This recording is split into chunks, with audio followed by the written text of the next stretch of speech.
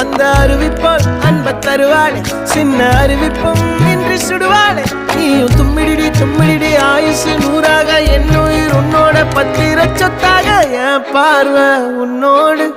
உன் பொம்மை கண்ணோடு பேசாமல் விண்ணோடு நாம் மிதந்து போவோம் காதாரா அடியானாலும் நான் தாங்க மாறோடு